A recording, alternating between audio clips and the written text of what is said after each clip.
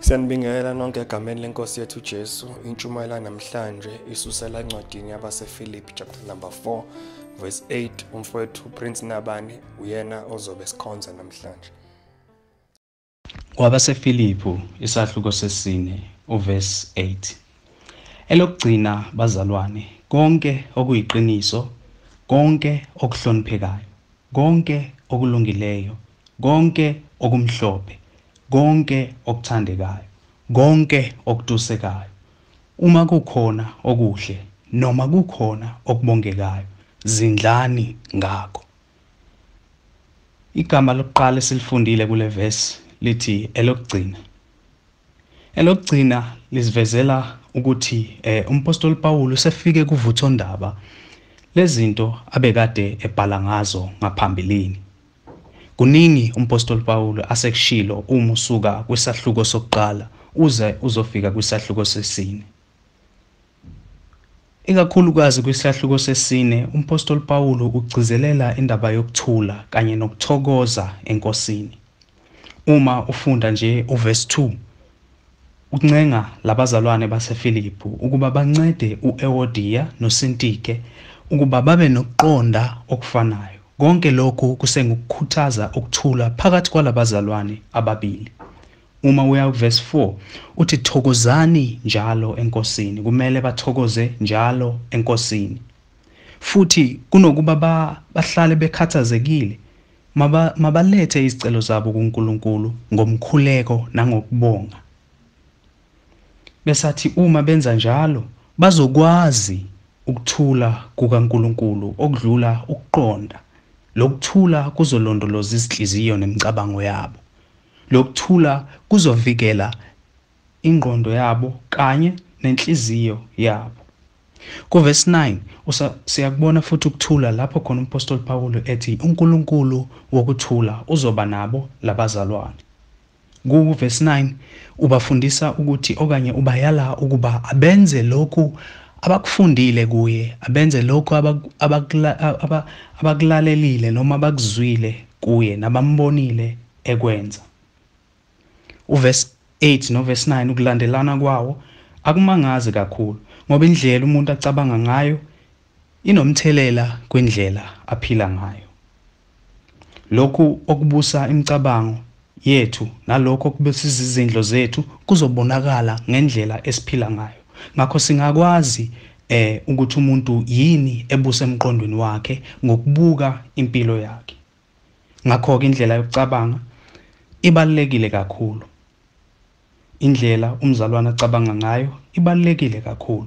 Ziningi izinto abazalwane laba ababengacabanga ngazo nendlela abebengacabanga ngayo, kodwa umpostoli Paul ufisa bacabange ngendlela eyehlukile, indlela ehambisana nokuthula nokuthokoza kuNkulunkulu, indlela efanele ivangeli njengalokho ebeshilo kwisahluko sokuqala kuverse 27 ukuba mabaphile ngendlela efanele ivangeli, mabahambe ngendlela efanele ivangeli. Kodwa ukuze bahambe ngendlela efanele ivangeli, ukuze bahambe ngendlela enokuthula, indlela enokuthokoza nethokozisa uNkulunkulu, kunendlela qala okumele bacabange ngayo. Kunezinto ekumele bazindle ngazo njalo njalo. Lo myalo ke ukuba bacabange ngalendlela okanye bazindle ngalezi zinto lezi wawunganikiwe nje kubona kuphela abazalwane basePhilippi ngalesiya sikhathi, kodwa lokhu kungumyalo kaNkulunkulu kubantu abasaphila namhlanje, kubazalwane abasaphila namhlanje.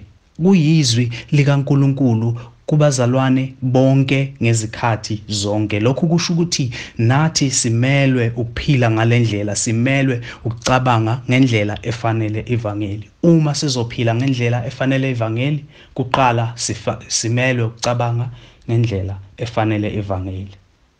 Enjani le ndlela yokucabanga? Yiziphi lezi zinto okumele umzalwane azikhathaze ngazo emqondweni okanye agxile ngazo, agxilise umqondo wakhe kuzo, azindle ngazo? Okokuqala umpostoli Paul uthi konke okuyiqiniso. Konke okuyiqiniso. Lokhu kusho ukuthini na? Kusho ukuthi umzalwane uyazidedisa okanye uyadedisa imicabango yakhe kuzo zonke izinto ezingelona iqiniso. Cabango womzalwane kumele uholwe iqiniso okanye kumele ube iqiniso. Ikakhulukazi iqiniso lembhalo, okuyilona futhi elisincedayo nelisizayo ukukala zonke izinto ngaphandle ukuzazi ukuba ngabe ziyiqiniso na, sisebenzisa lona iqiniso lembhalo. Athi konke okuhloniphekayo.